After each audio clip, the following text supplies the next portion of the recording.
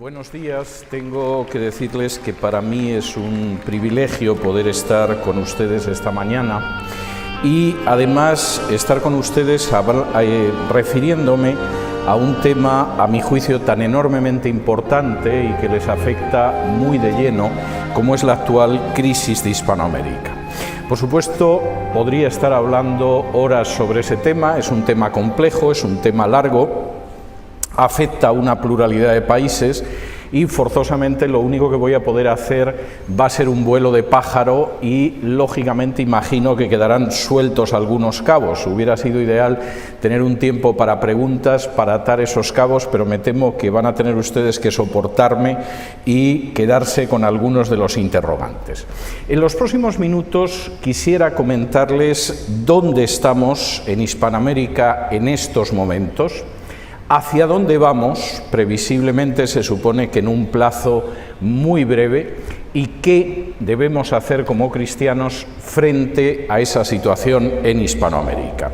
Para explicarles la situación de Hispanoamérica me van a permitir que me vaya a África. Sé que esto suena totalmente extraño, pero el 15 de noviembre del año pasado, es decir, casi ayer por la tarde, concluyó la Cumbre de Nairobi, o Conferencia Internacional sobre Población y Desarrollo.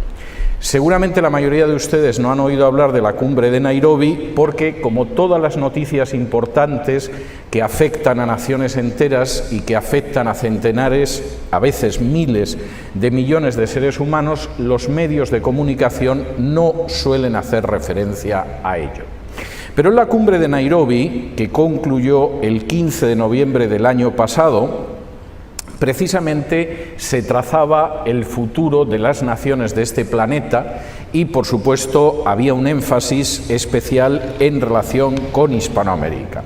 La Cumbre de Nairobi tenía como objetivo remachar que todo este planeta, al unísono, de manera global, va a cumplir los objetivos de desarrollo sostenible de la Agenda del 2030. Agenda que seguramente para muchos de ustedes será un enigma, pero que es la agenda en la que se supone que todos, como ovejitas mansas, vamos a ir empujándonos para el año 2030.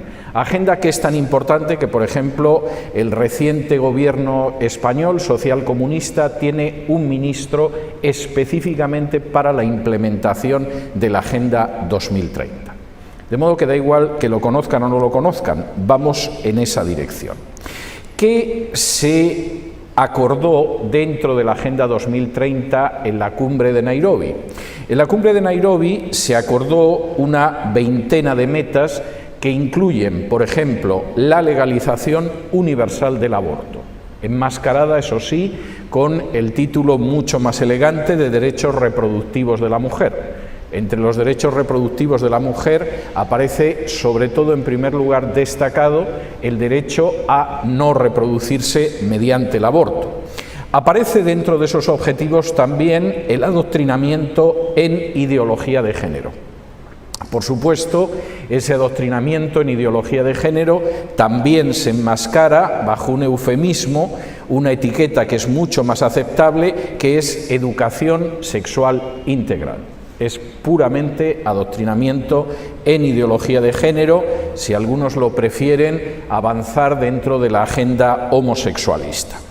Y junto con esta historia está también el hecho de que el avance económico de los países va a dejar de estar en sus manos, más allá de lo que más o menos estuviera en estos momentos, para decidirse desde instancias que son supranacionales o extranacionales. En última instancia, el Perú o España o Italia o Kenia no va a decidir lo que va a ser, le van a decidir lo que va a ser.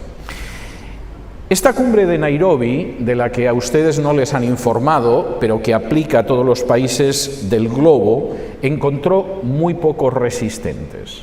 En todo el continente americano solamente se opuso Estados Unidos en Norteamérica, y además Estados Unidos dijo que no iba a asumir los objetivos de la Cumbre de Nairobi porque significaba una agenda agresivamente abortista.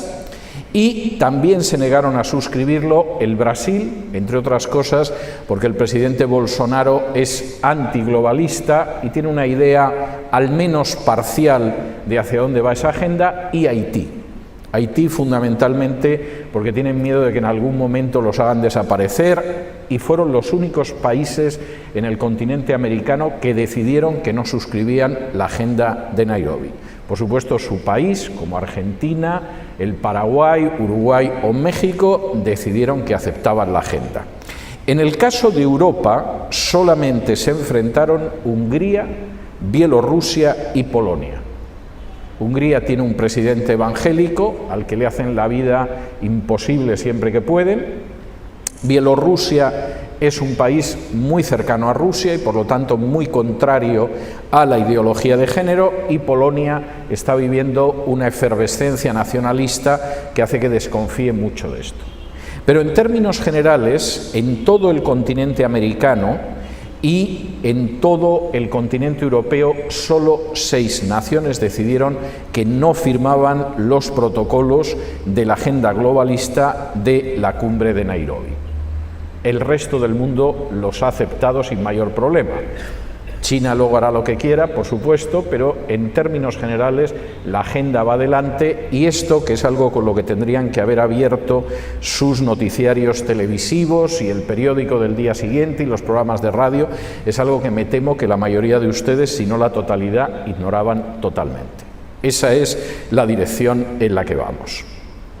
¿Qué significa esto en el caso de Hispanoamérica? En el caso de Hispanoamérica significa que dentro de la división de la Agenda 2030 y de la Agenda globalista, el destino de todas y cada una de las naciones de Hispanoamérica es ser simples protectorados, dejar de ser naciones soberanas, impedir que tomen sus decisiones por sí mismas y convertirlas en protectorado. El protectorado es una figura jurídica que hace que un determinado territorio tenga instituciones propias, un gobierno propio, una cierta autonomía interna para algunas normas, pero que finalmente su política exterior y su orientación la marca una potencia superior. Por ejemplo, después de la Primera Guerra Mundial, Francia y Gran Bretaña tenían protectorados en distintas partes de Oriente Medio o de África o de Asia, que eran países que tenían una cierta autonomía interna, unas instituciones propias, pero finalmente la política exterior la marcaban británicos o franceses. Ese país no era independiente, era un protectorado. El destino de Hispanoamérica es ser un protectorado. Van a poder seguir teniendo presumiblemente partidos políticos, habrá elecciones cada cierto tiempo.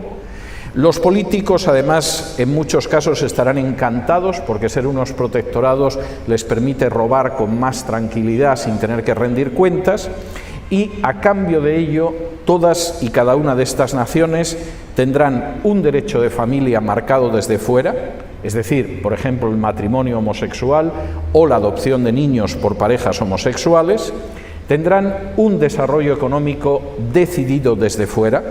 Les van a decir que determinadas medidas de desarrollo van en contra del calentamiento global y por lo tanto es mejor que sean miserables que supuestamente calentar la atmósfera.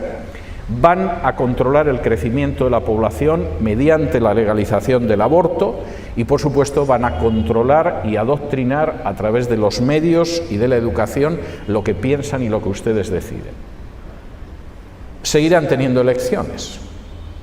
Seguirán teniendo un presidente, incluso al presidente lo van a votar ustedes, pero a la hora de decidir cómo se desarrolla económicamente este país, cómo viven sus familias, lo que puede crecer el país o lo que se educa y se informa, dejan de ser una nación libre y soberana y se van a convertir simplemente en un protectorado. Alguno dirá que esto es exagerado. Permítanme que en los próximos minutos le dé un repaso a lo que es en estos momentos Hispanoamérica para que vean que ese proceso está muy avanzado.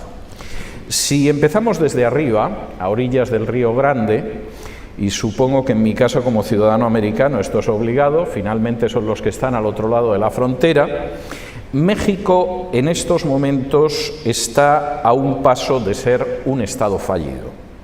y no estoy exagerando. Según las propias estadísticas mexicanas, más del 90% de los delitos nunca se esclarecen ni se castigan. Todos los estados saben que hay un cierto margen de delito que no se esclarece y no se castiga.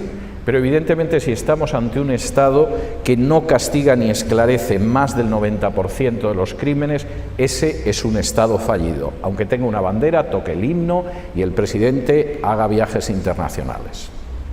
En términos de muertos ocasionados por la violencia, México es un país que supera todos los años decenas de miles de muertos. En algunas poblaciones incluso están armando a los niños como medida de autodefensa, porque ni el ejército ni la policía mexicana puede garantizar la seguridad de los ciudadanos. Es más, si el ejército captura al hijo del Chapo Guzmán, lo pone en libertad a las pocas horas, lo cual es algo verdaderamente extraordinario. Imagínense lo que hubiera pasado aquí con otro Guzmán, si al cabo de unas horas de capturarlo el ejército peruano lo hubiera puesto en libertad, considerando que era lo mejor que podía hacer.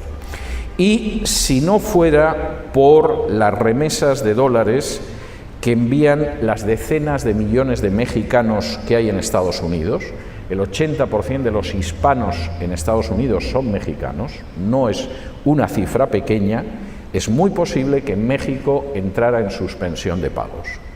De modo que México, que es un país al que yo quiero entrañablemente, que es bellísimo y que tiene muchas disposiciones, es un Estado fallido. Lo ocultamos más o menos, pero todos sabemos que anda muy cerca de ser un Estado fallido. Si bajan ustedes un poco más en Centroamérica, la situación en Honduras y El Salvador no es mejor. De hecho, el país que tiene más homicidios en términos relativos, en relación con la población, unos meses es Honduras y otros meses es El Salvador. Sí, es cierto, hay más homicidios en Estados Unidos o en México en términos absolutos.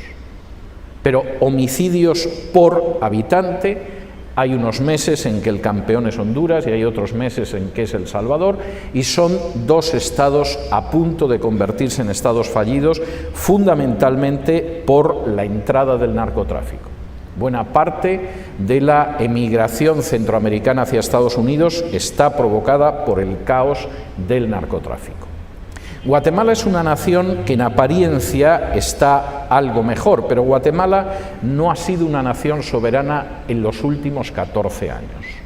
En el año 2006 se instauró la Comisión Internacional contra la Impunidad en Guatemala, que supuestamente iba a hacer justicia contra la corrupción y que ha convertido el país en un simple protectorado. Esa comisión decidía finalmente lo que hacía el país. Y solo a finales del año pasado consiguieron quitarse la dichosa comisión de encima. Porque sí, había elecciones y partidos, etcétera, pero la comisión se dedicaba a impedir que ciertas personas pudieran competir electoralmente o a dañar su candidatura, y al final los guatemaltecos votaban lo que les dejaban votar, que no era mucho. No sabemos qué va a pasar en el futuro.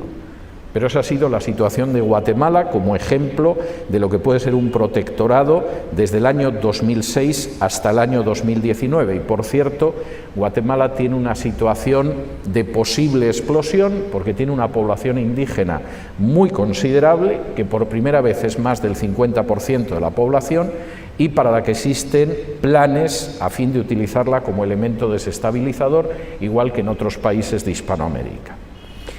Solamente Panamá, a pesar de los golpes que recibió con el escándalo de los Panama Papers, Costa Rica, que de todas formas está dejando que avance los dictados de la ideología de género, y Belice, que no es hispana, sino que es angla, presentan algo parecido a una mínima estabilidad en Centroamérica.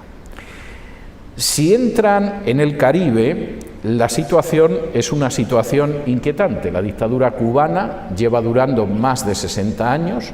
Yo no sé cómo hay gente que les pide a los exiliados cubanos su opinión sobre cómo derribar dictaduras, porque la verdad es que baten el récord de duración de una dictadura. No sé sobre qué pueden aconsejar al respecto, pero suele ser muy habitual.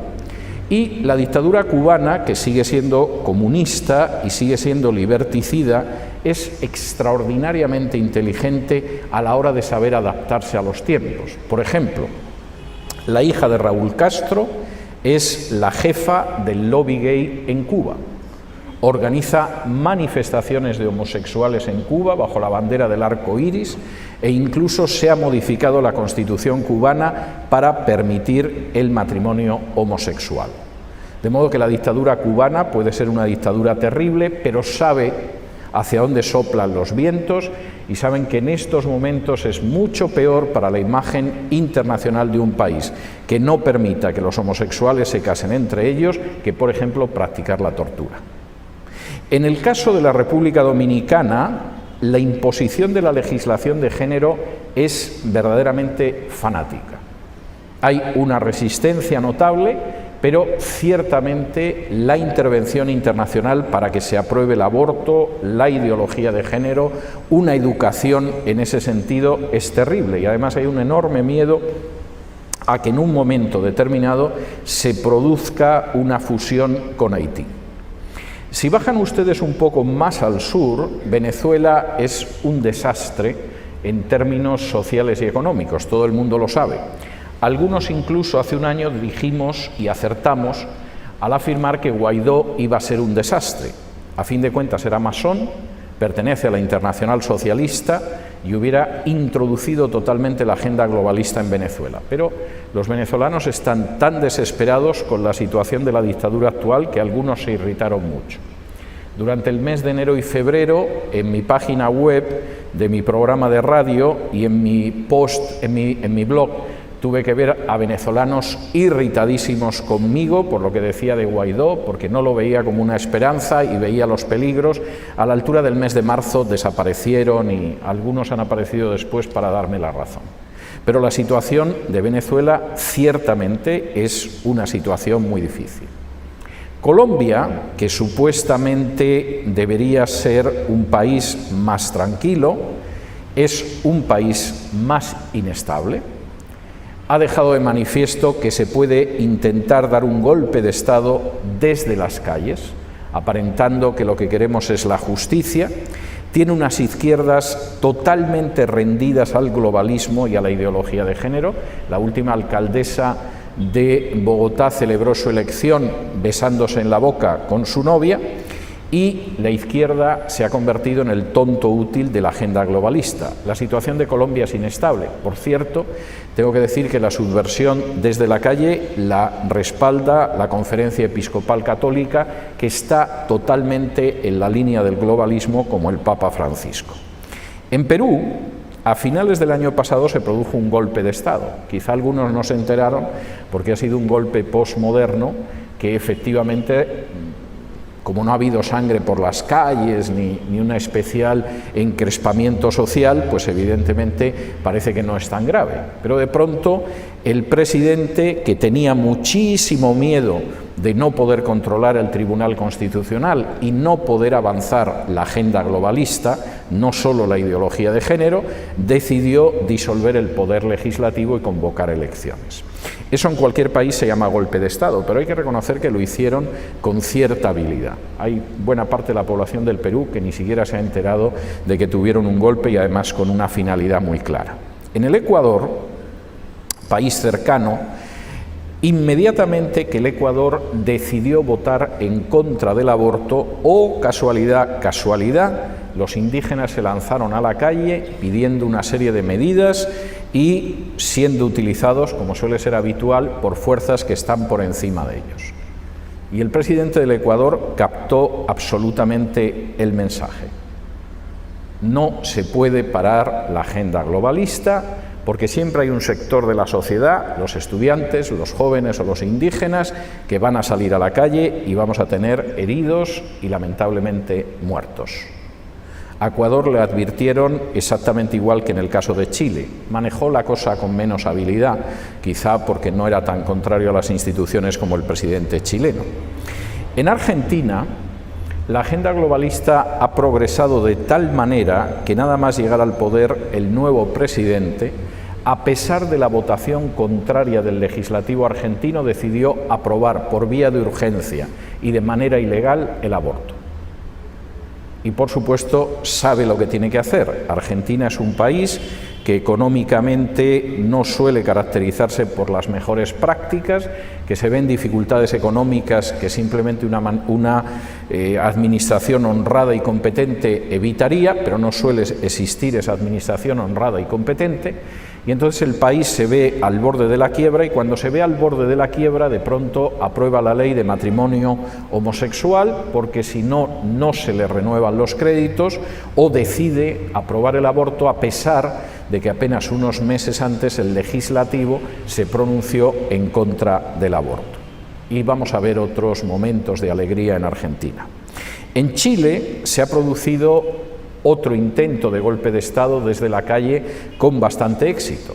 Curiosamente, todo el mundo habla de la subida del precio del metro, nadie cuenta en absoluto qué es lo que precedió al precio del metro, y es enormemente interesante porque la verdad es que Chile es un caso de esos golpes de Estado de manual. El gran problema en el caso de Chile es que Chile venía resistiéndose a la agenda globalista desde hacía bastante tiempo, y además era objeto de pagos de Soros, uno de los grandes iconos de la agenda globalista desde principios de siglo como mínimo. En el año, y para que vean que lo de Chile, esto no son cosas que suceden porque de pronto se sube el precio del metro o cosas de ese tipo. En el año 2019, Chile cometió la inmensa osadía de no firmar el Pacto Migratorio Mundial de la ONU, que forma parte de la agenda globalista y que tiene, entre otra finalidad, provocar tales movimientos migratorios que desaparezca la identidad nacional y cultural de las naciones y se conviertan en una especie de masa ovejuna que es mucho más fácil de lanzar adelante.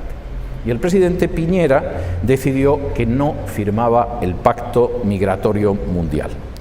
La primera reacción en ese momento, de nuevo los medios de comunicación no suelen contar estas cosas y son las importantes, la primera reacción fue una coalición desde la extrema izquierda hasta las fuerzas políticas que habían permitido que Piñera llegara a la presidencia para pedir una reforma de la Constitución que arrancara al presidente la posibilidad de decidir qué acuerdos internacionales se firman y qué acuerdos internacionales no se firman.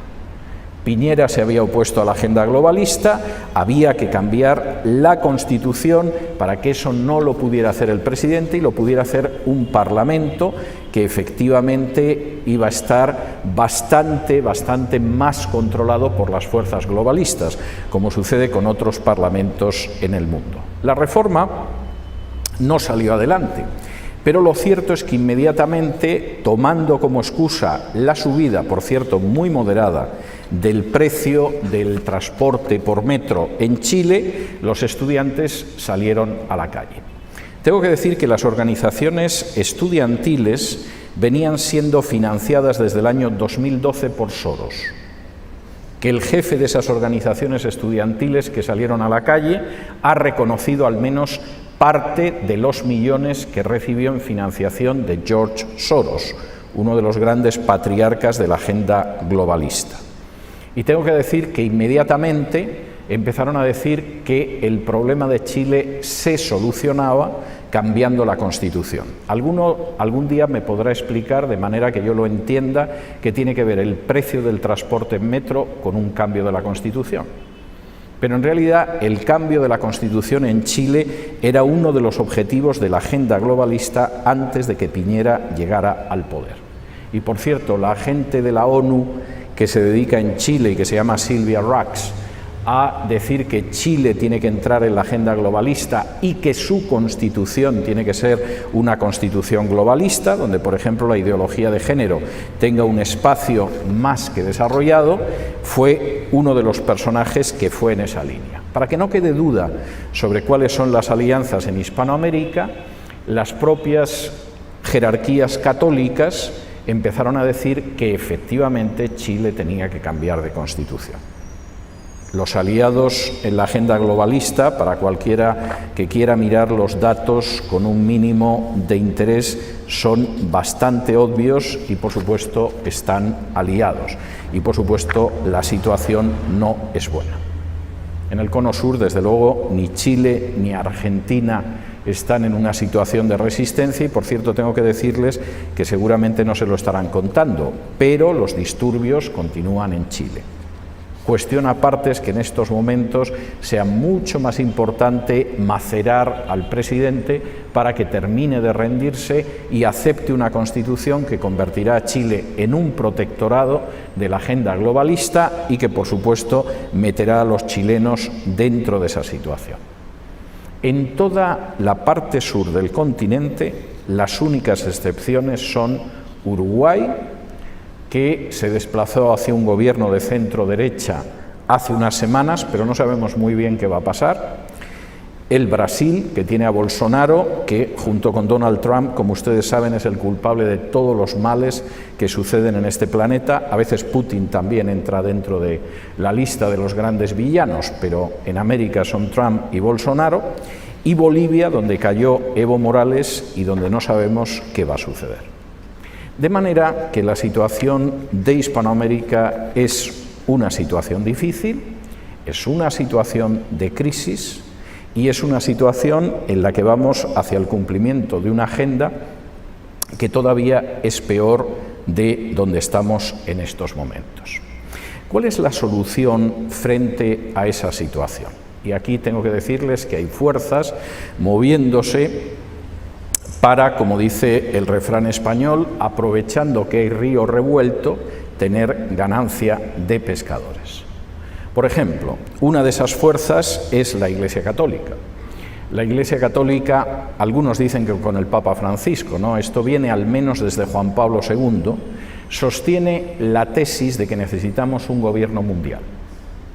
Los problemas son tan graves que no podemos solucionarlos sin un gobierno mundial. Es verdad que el Papa Francisco es más evidente en este sentido, pero hay documentos pontificios de Juan Pablo II, de el Papa Ratzinger e incluso de Juan XXIII que apuntan a la necesidad de un gobierno mundial. La única manera de que haya justicia en este mundo es un gobierno mundial y, por supuesto, ese gobierno mundial tiene que dejar que le hable sabiamente a la oreja la Santa Sede, el Vaticano, el Papa. En ese sentido, la idea de que la solución va a venir por la Iglesia Católica es algo parecido a decir que si colocamos al cuidado del gallinero a la zorra, resulta que las gallinas van a vivir en tranquilidad. Y permítanme que les muestre algo más de por dónde va en estos momentos la política de la Iglesia Católica en este continente. Porque es enormemente importante y esto les pilla a ustedes en mitad de las vías del tren. El 19 de enero de 2018, el Papa Francisco visitó la Amazonia y llegó a la conclusión de que había que celebrar un sínodo especial en la Amazonia a lo largo de 21 días y durante la etapa final del año 2019, del año pasado. Algún cardenal se quedó sorprendido y dijo: ¿pero qué vamos a hacer en la Amazonia? Si en la Amazonia los católicos prácticamente hemos desaparecido. El 80% de la población es evangélica. El resto, en su mayoría, se dedican a adorar a los espíritus de la naturaleza, siguen en religiones primitivas. ¿Qué hacemos en la Amazonia? Precisamente. Vamos a la Amazonia porque es uno de los territorios que pensamos reconquistar para la Santa Madre Iglesia de Roma. El documento, el Sínodo de la Amazonia, emitió una declaración, un documento que es verdaderamente impresionante. El lenguaje que utiliza es el lenguaje inclusivo de la ideología de género. Rinde homenaje a los espíritus que supuestamente han guardado durante siglos la Amazonia. insiste en que no puede haber soberanía nacional sobre los territorios de la Amazonia. Lo que ahí se hace no lo puede decidir el Brasil o otros países, lo tiene que decidir una instancia supranacional, lo que provocó inmediatamente la protesta del presidente Bolsonaro. Y además, y entérense ustedes de esto porque es enormemente importante, los evangélicos somos una presencia indeseable en la Amazonia. Concretamente, el documento del Sínodo, después de hablar de lo maravillosa que es la relación con los espíritus que han guardado la Amazonia durante siglos, señala las relaciones entre católicos y pentecostales, carismáticos y evangélicos no son fáciles. La aparición repentina de nuevas comunidades, vinculada a la personalidad de algunos predicadores, contrasta fuertemente con los principios y la experiencia eclesiológica de las iglesias históricas y puede ocultar el peligro de ser arrastrados por las ondas emocionales del momento o de encerrar la experiencia de la fe en ambientes protegidos y tranquilizadores. Es decir, el gran pecado de los evangélicos en la Amazonia, aparte de haber desplazado espiritualmente de manera casi total a la Iglesia católica, es que crean ambientes protegidos y tranquilizadores. Es muy malo vivir en un ambiente protegido y tranquilizador. La gente ha vivido en el paganismo más brutal desde hace milenios y estos canallas de evangélicos van y les predican y de pronto aquello que fue un foco de paganismo agresivo y violento se convierte en un ambiente protegido y tranquilizador. Pero ¿quién querría sembrar la tranquilidad y la protección en ninguna parte del mundo, salvo esos miserables evangélicos? Porque evidentemente lo que nosotros queremos es la agitación. Y una agitación que nos permita ir tomando cuotas de poder. Y los evangélicos resulta que se dedican a proteger y a tranquilizar a la gente. Muy mal. ¿Y con quién se van a mantener relaciones interreligiosas? Pues fíjense que esto es significativo. En la Amazonía, el diálogo interreligioso se lleva a cabo especialmente con las religiones indígenas y los cultos afrodescendientes. Estas tradiciones merecen ser conocidas, entendidas en sus propias expresiones y en su relación con el bosque y la madre tierra. De modo que si alguien todavía anda seducido por la idea del ecumenismo, es bastante más inocente o bastante más ignorante de lo que es prudente ser.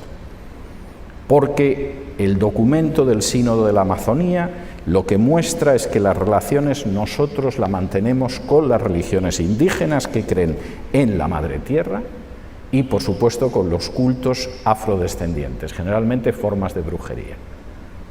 A los evangélicos no los tenemos en buen concepto, tranquilizan a la gente, le dan paz, la protegen, no. Y, por supuesto, puestos a reconquistar este continente del que de manera diabólica las sectas evangélicas nos han expulsado en las últimas décadas, vamos a empezar por la Amazonía, donde más del 80% de la población son evangélicos. Esto nos afecta y de cerca. Y si alguien no se ha enterado todavía de que el Vaticano está en la agenda globalista y suscribe la agenda para el 2030, sería bueno que se enterara, porque está rodeado de una población sociológicamente católica. La solución a los problemas de Hispanoamérica no va a ser la Iglesia Católica. Es cierto que está preparando una contraofensiva espiritual. Es cierto que sueña con una reconquista espiritual. Es cierto que para lograr esa reconquista está dispuesta, y lo dice públicamente, a aliarse incluso con las religiones indígenas. Pero la solución para los males de esta parte del mundo no va a venir por ahí. Es más, me atrevería a decir que precisamente la solución para los males de esta parte del mundo no puede venir de ahí, porque buena parte de los males de esta parte del mundo arranca directamente de la cosmovisión católica. En la época en que Alemania todavía estaba dividida en dos partes, después de la Segunda Guerra Mundial, había una Alemania capitalista y opresora y había una Alemania comunista y paradisíaca. Aquello era el paraíso en la tierra y además hablaban alemán. Y por supuesto uno tenía que escuchar que la zona que era verdaderamente democrática y capitalista era un desastre, porque la zona que era maravillosa es la que era comunista. Era tan maravillosa que tuvieron que levantar un muro para que la gente no se fuera al otro lado, pero era maravillosa, tenía una superioridad enorme. ¿Cómo podía ver cualquiera, aunque no supiera mucha historia y no conociera mucho de economía e incluso ignorara los elementos más esenciales de la política, que una Alemania sí funcionaba y la otra no? Porque la gente del paraíso comunista de la Alemania oriental arriesgaba hasta la vida para pasar al infierno capitalista de la Alemania occidental. De modo que se podía decir lo que se quisiera, pero la verdad es que la gente arriesgaba su vida por pasar al infierno y huir del paraíso. ¿Saben ustedes cuál es la prueba de que la Iglesia Católica ha sido una maldición para las naciones al sur del Río Grande? Colóquense ustedes delante de un mapa de este continente y díganme de dónde huye la gente hacia dónde. Hay muchos canadienses huyendo al sur y jugándose la vida en el Río Grande para llegar a algún país de Hispanoamérica. ¿Ven ustedes a los norteamericanos jugándose la vida para poder asentarse en Guatemala, en Argentina, en Bolivia?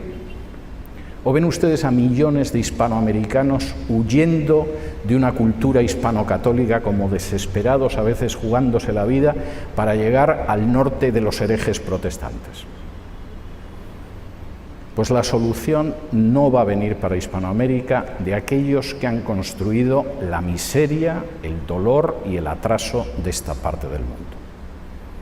Y desde luego sería una gran desgracia para Hispanoamérica el sufrir una ofensiva católica en la cual, igual que en la época de las revoluciones marxistas, la teología de la liberación católica se abrazaba con los dictadores comunistas, ahora se abraza con los que impulsan la agenda globalista. No va a haber solución por ahí. Y de hecho, las desgracias de Hispanoamérica se conectan con la ausencia de valores que algunas naciones recuperaron, porque en esas naciones triunfó la Reforma en el siglo XVI y se recuperaron los valores de la Biblia. Nuestras naciones al sur del Río Grande o al sur de Europa, si me apuran, son naciones donde no se conoce un concepto bíblico del trabajo, donde no hay una visión bíblica de la economía, donde jamás hemos vivido una visión bíblica de la educación y seguimos estando extraordinariamente atrasados en el terreno educativo, donde nunca conocimos el desarrollo científico que provocó la Reforma. Pónganse ustedes a ver cuántos premios Nobel hispanoamericanos o simplemente católicos del sur de Europa hay, porque son contados con los dedos de una mano. Y sin embargo, desde el año 1900 hasta el año 1991, más del 86% de los premios Nobel o fueron protestantes o fueron judíos. Más del 64% protestantes. Por cierto, si alguien dice que la ciencia es una cuestión de ateos o es una cuestión de agnósticos o de descreídos, es porque es muy ignorante o porque es muy malvado. Porque les estoy hablando además de los premios Nobel serios, no hablo del premio Nobel de la Paz, que hay algún año que se lo dan a un terrorista, ni del premio Nobel de literatura, que hay veces que se lo dan a gente muy digna y hay años que se lo dan a Bob Dylan. Les estoy hablando de los premios Nobel de Ciencias. No estamos ahí. No vivimos la Reforma, no recuperamos los valores que aparecen en la Biblia y lo estamos pagando. Y una responsabilidad inmensa en esa situación la tiene la Iglesia Católica, de manera que no esperen una solución católica para este subcontinente, si acaso que se hunda más en el atraso y en la miseria, con una Iglesia Católica que además ha pactado totalmente con la agenda globalista. No esperen una solución conservadora. Cada vez que escucho a algún creyente diciendo que la solución para su país es una agenda conservadora, lo primero que pienso es que poco conoces de la historia de tu país. Las izquierdas han sido un desastre al sur del Río Grande, pero los conservadores no han sido mucho mejores. Han robado, no han escuchado las necesidades del pueblo en muchas ocasiones, han servido a focos de poder como la Iglesia Católica, se han ocupado muy poco de la mayoría de los ciudadanos.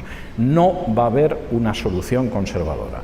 Y si alguno de ustedes piensa eso, de nuevo tengo que decirles que son muy ingenuos. Porque además los partidos de derechas en estos momentos en Hispanoamérica como en Europa también están abrazando la agenda globalista.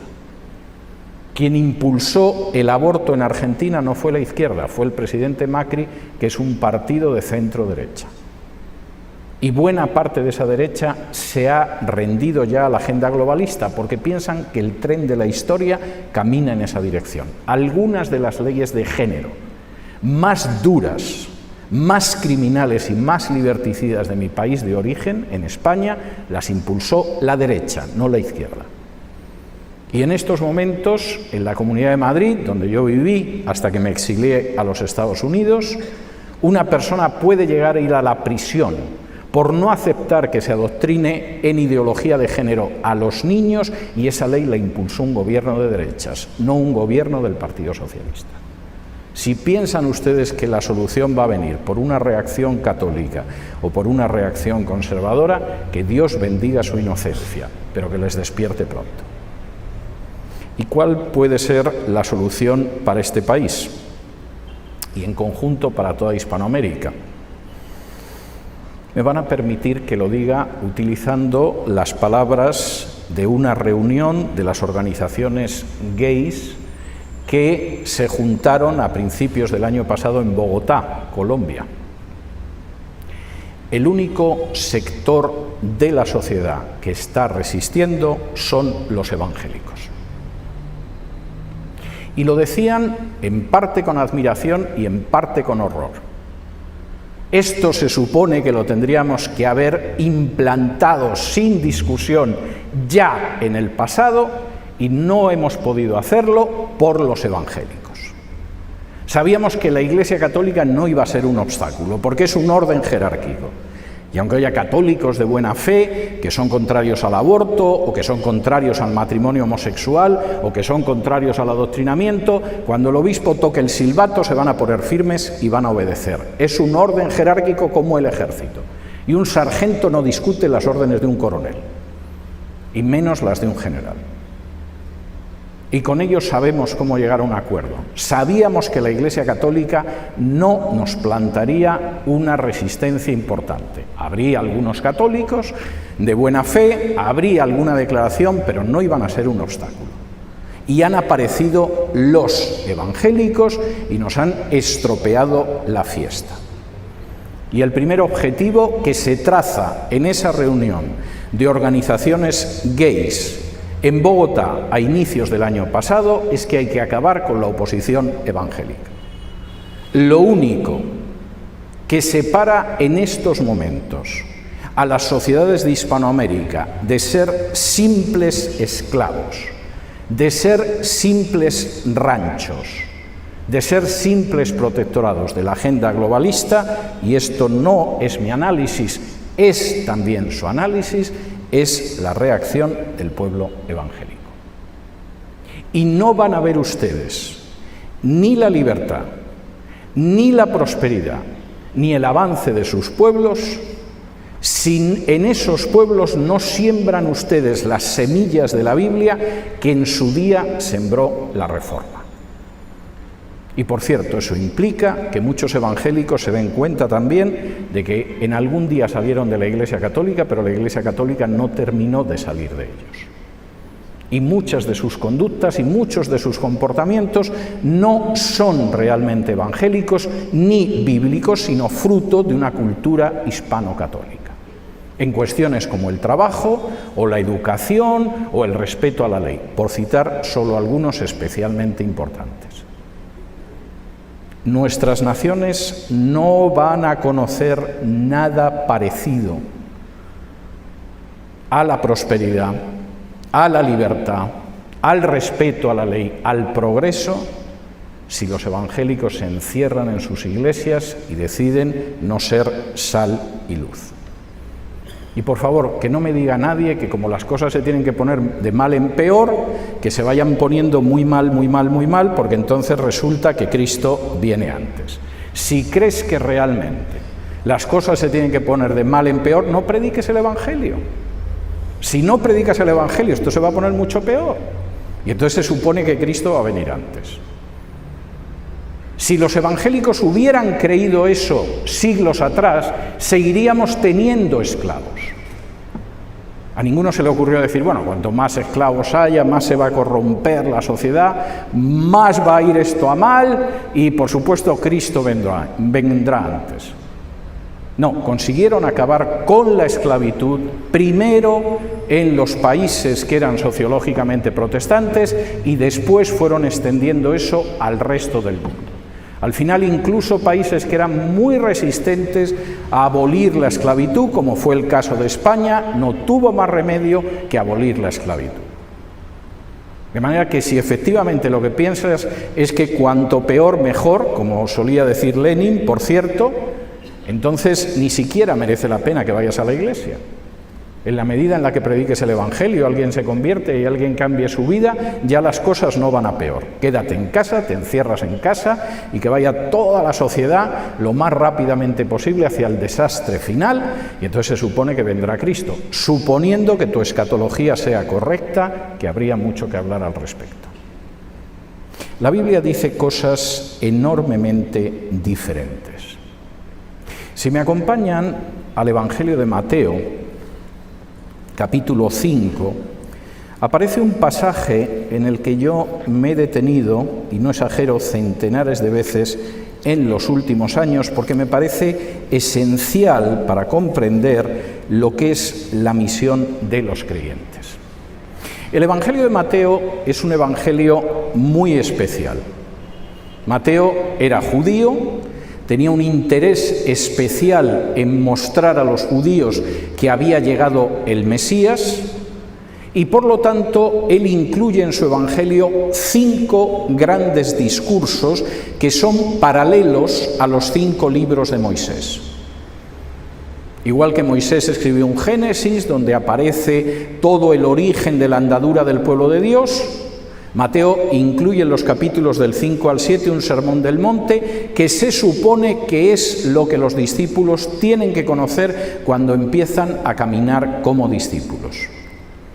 Igual que Moisés, en el segundo libro narra el Éxodo y cómo Israel salió de Egipto para encontrarse con su destino histórico, Mateo, en el segundo discurso, en Mateo 10, muestra cómo los discípulos salen a predicar el Evangelio para encontrarse con su destino histórico. Y así va haciendo paralelos en los 5 grandes discursos del libro con los 5 libros de Moisés. Y ese primer discurso es un discurso extraordinario porque está dirigido a los discípulos. Hay discursos como el de Mateo 13, con las parábolas que se dirigen a todo el mundo, pero el Sermón del Monte está dirigido a los discípulos. Y primero empieza contándoles cosas que son chocantes. Por ejemplo, que son bienaventurados, que son felices, que son dichosos, gente que llora o gente que pasa hambre.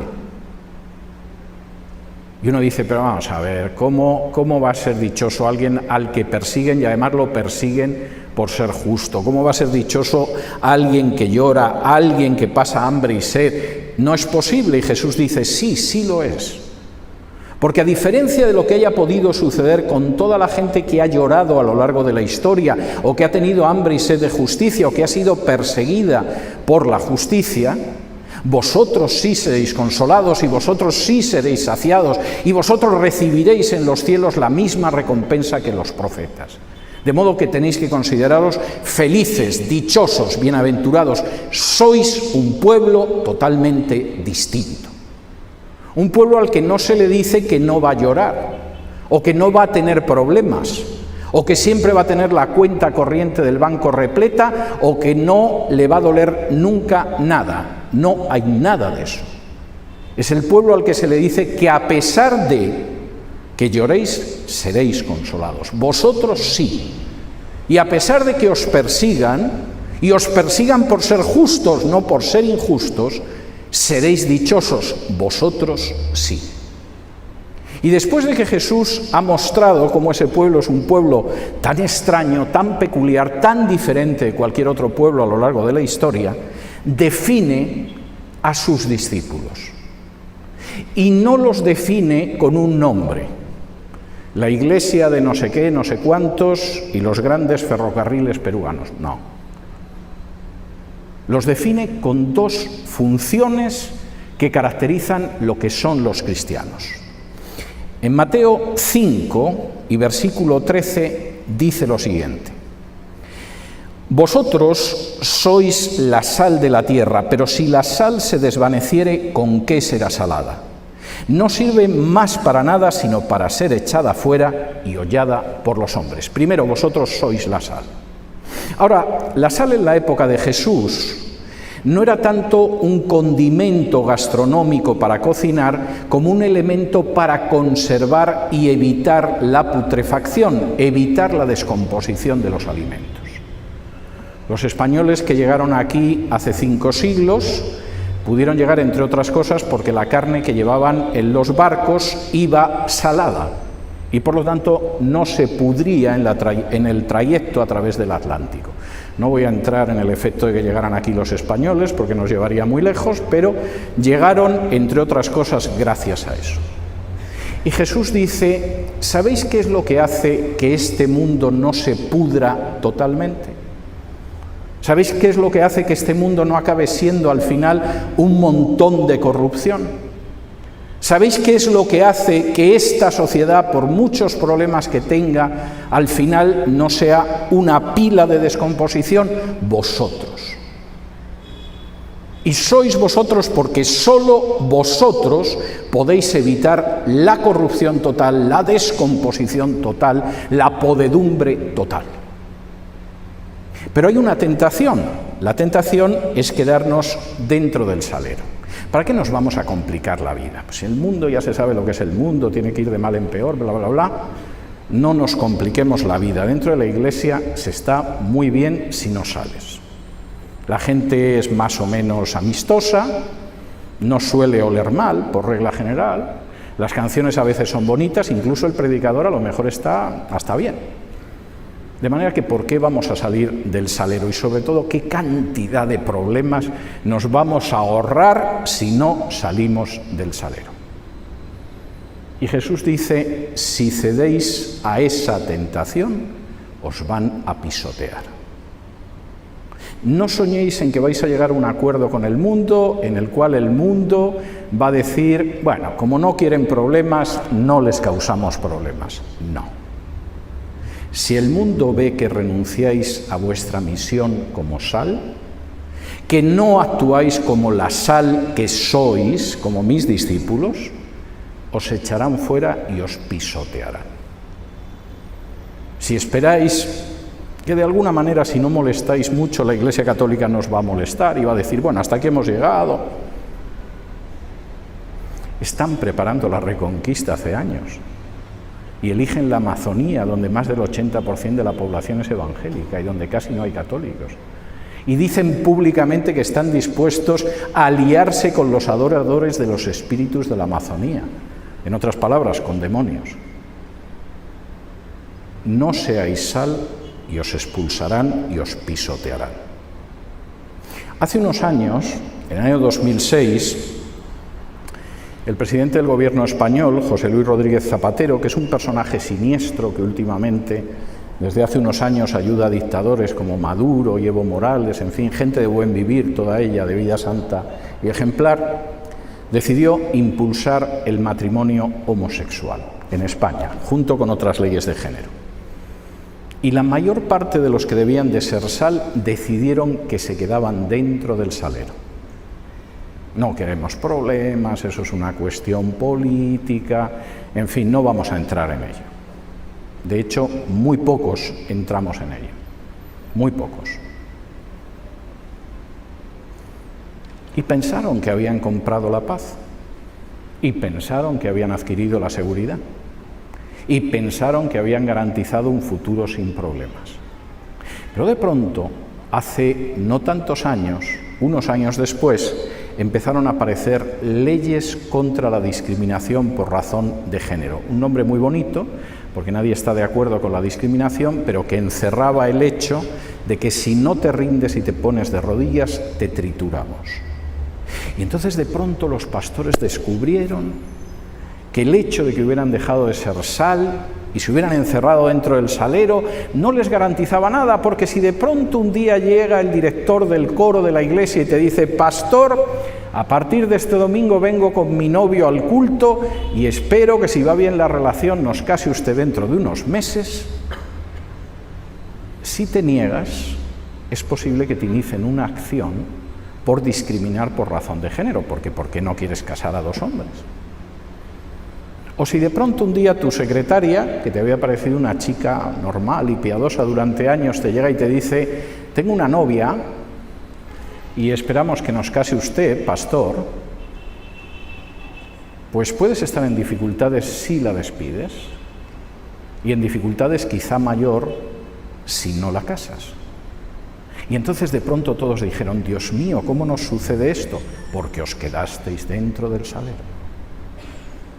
Y como no impediste que la sociedad se fuera corrompiendo cada vez más, como es la función de la sal, la sociedad se corrompió más.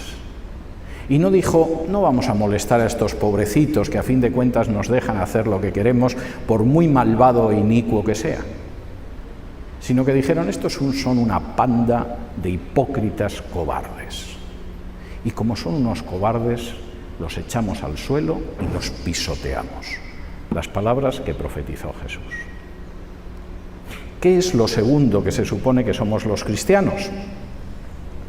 Capítulo 5 de Mateo, versículos del 14 al 16. Vosotros sois la luz del mundo. Una ciudad asentada sobre un monte no se puede esconder. Ni se enciende una luz y se pone debajo de un almud, sino sobre el candelero y alumbra a todos los que están en casa. Así, alumbre vuestra luz delante de los hombres para que vean vuestras buenas obras y glorifiquen a vuestro Padre que está en los cielos. Lo segundo, que es el pueblo de Dios, es la luz del mundo. No dice una luz más de las que hay en el mundo. Es decir, si no está la luz del pueblo de Dios, pero bueno, hay una luz islámica, una luz filosófica, una luz budista. No. Vosotros sois no hay más. Y o vosotros ilumináis, o el mundo se irá dando golpes en medio de las tinieblas porque no tiene luz. Y cualquiera sabe que la luz no es para esconderla entre las cuatro paredes de una iglesia.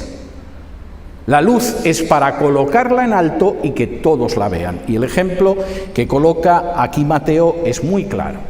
Nadie enciende una luz y a continuación coge un almud, que era una medida para cereales, y lo coloca encima. No.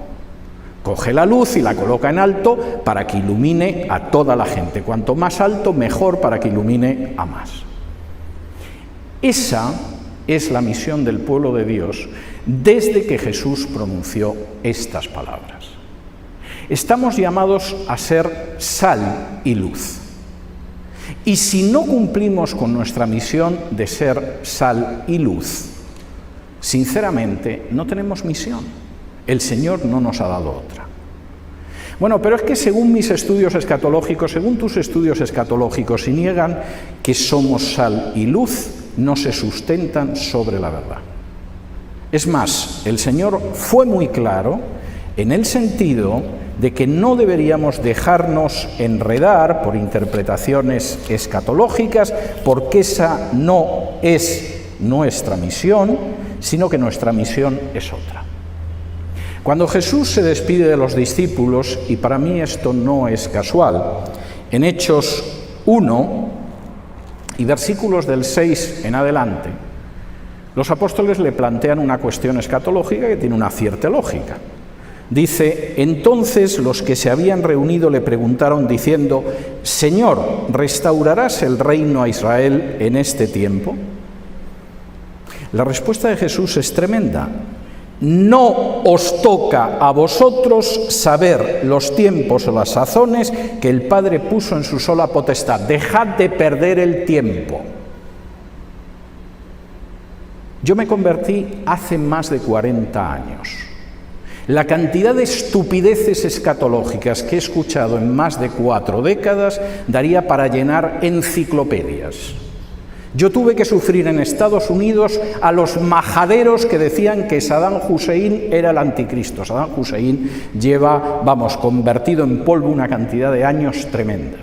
Y como esas, muchas otras cosas. Hace unos años se pusieron de moda unas lunas rojas y supongo que el día menos pensado vendrán las lunas moradas o las lunas verdes. No os toca a vosotros, esa no es vuestra misión. No es vuestra misión. El Padre tiene tiempos y sazones, pero mira qué casualidad, esa no es vuestra misión. Si queréis perder el tiempo con otra cosa, haced deporte, en fin, no sé, por lo menos os irá bien para la salud, pero no lo perdáis con eso, no es vuestra misión. ¿Y cuál es nuestra misión, Señor? Versículo 8. Pero recibiréis poder cuando haya venido sobre vosotros el Espíritu Santo y me seréis testigos en Jerusalén, en toda Judea, en Samaria y hasta lo último de la tierra. La misión del pueblo de Dios no es perder el tiempo con estupideces intentando ver si el último movimiento de tanques en Siria está en un versículo perdido de la Biblia. Eso es una pérdida de tiempo. Y es contrario absolutamente al mensaje de Jesús de que los tiempos y las sazones no son cosa nuestra, sino del Padre. Nuestra misión es recibir el Espíritu Santo y ser testigos de Jesús en cada círculo que nos rodea hasta que lleguemos a los confines de la tierra. Y si el pueblo de Dios asumiera que tiene que ser testigo de Jesús como primera misión, y que eso implica ser sal y luz, viviría en sociedades transformadas, como ha habido periodos de la historia donde las sociedades se han visto transformadas por los testigos de Jesús. El desafío de ustedes es transformar la sociedad en la que viven. Quizá no se han dado cuenta, los enemigos del Evangelio sí lo han percibido. Y están gastando dinero en pagar a periodistas que hablan de los evangélicos como un terrible peligro para Hispanoamérica. La Iglesia Católica también lo ha percibido. Puede colaborar con los adoradores de espíritus, es decir, de demonios en la Amazonía. Puede colaborar con aquellos que tienen religiones afroamericanas. Pero saben que el Evangelio es un peligro. Da paz a la gente, la tranquiliza, impide que sea agitada y llevada para donde la queremos llevar. Los evangélicos son un peligro. Y lo que ven los enemigos del Evangelio, tristemente, buena parte del pueblo evangélico no lo ve. Estamos llamados a ser sal y luz. Y si quieren ustedes transformar la sociedad en la que viven, no tiene ningún sentido que se pongan a quejarse continuamente, a pensar lo que va a suceder o a ver cómo encaja esto con el capítulo 15 del Apocalipsis. Es una estéril pérdida de tiempo. Si quieren ver esta sociedad transformada, recuerden que son sal y luz. Hínquense de rodillas cada día pidiendo la dirección del Señor para ver cómo son sal y luz. No pierdan el tiempo y sean testigos de Jesús hasta el último confín que puedan alcanzar. Comuniquen esa sal y esa luz a esta sociedad, porque esta sociedad sin esa sal y esa luz se pudrirá cada vez más y cada vez yacerá más en tinieblas. Y no es una carga gravosa, es el orgulloso privilegio que descansa sobre todos nosotros.